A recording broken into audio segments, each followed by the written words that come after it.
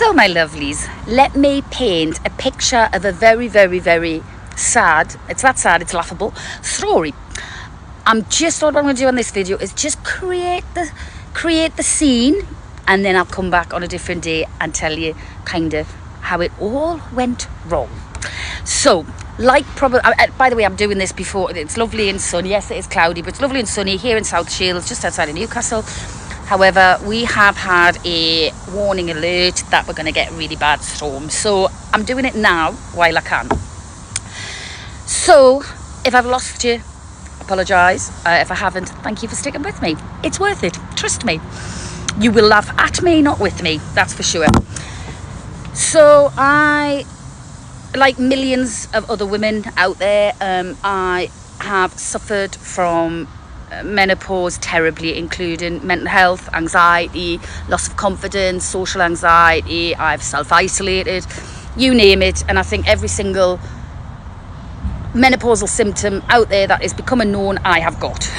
So I'm one of those, unfortunately, and even to the point of where, you know, I had to take 4 months off work, and I'll be very honest with you, to the point of where I tried to take my own life at the end of last year. I couldn't deal with it anymore. I got help. I have a fantastic mental health team who have really helped me through this kind of dark days. I still have dark days. I still have bad days. However, I do have good days, which I didn't 10 months ago. So it's obviously, it is obviously helping a little bit. My marriage dissolved through it all and other issues.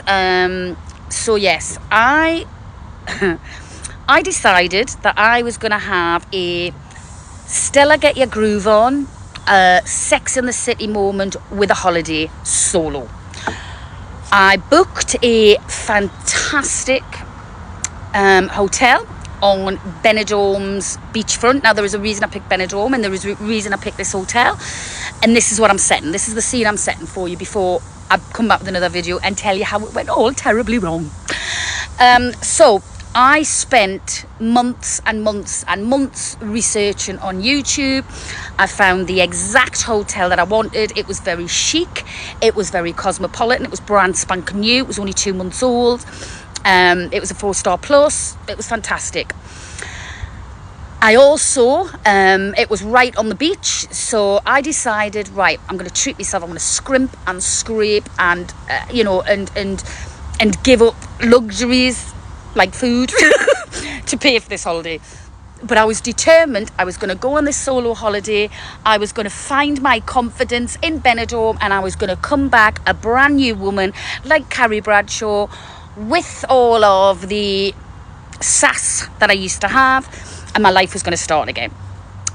But because of my anxiety, I do have to put contingency plans in place. So, like I say, I spent months and months and months researching what was around the hotel I chose. I knew every nook and cranny, and I had an itinerary that I was going to stick to. I was going to go down to the beachfront, maybe have a meal, have a cocktail or two, see if my anxiety came back. If my anxiety did come while I was there, it was fine. I had a contingency plan where I could go back to the hotel. I'd booked the top room, hence why I script and scraped, which had a huge, on the top floor, it was the penthouse type suite, had a huge wraparound balcony with my own jacuzzi on the balcony.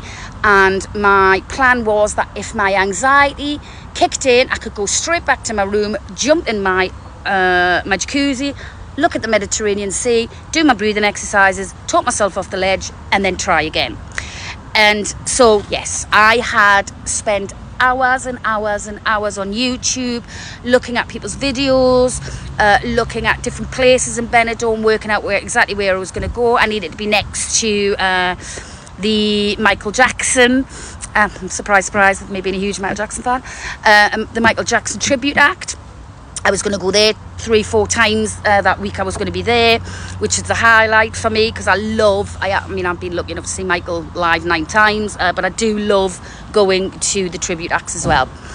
So I had this fantastic holiday all kind of booked and literally worked out to the minute of what I was going to do.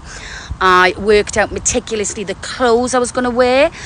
Went and bought lots of new clothes, and they were all very hopefully chic, cosmopolitan. Didn't show any bits off. Them days are gone for me. However, they were still very modern in my eyes. Still very classy, and but still very dressy. So I'd planned every outfit. I knew where I was going to go every night. I knew where I was going to go every day. And like I say, I had done so much research on this holiday, and I was going to go away. I was going to find myself. I don't have to talk to anybody if I don't want to. I can have make conversation with people if my anxiety let me. So it was kind of like, it was opening, hopefully, a whole new world for me.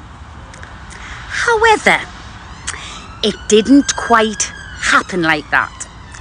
And I was, let's just say, the holiday that was supposed to be my Shirley Valentine, minus the man, turned into Walt Disney. You couldn't write what happened. So remember, months and months of research, all of my cash went into this holiday.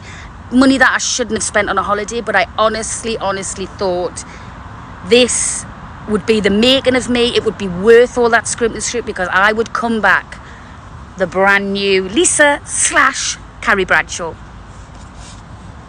No, didn't happen like that. Watch the next video for the next installment of what is my disaster of a life. And the holiday just proves it. Stick around, it's worth it. See you guys.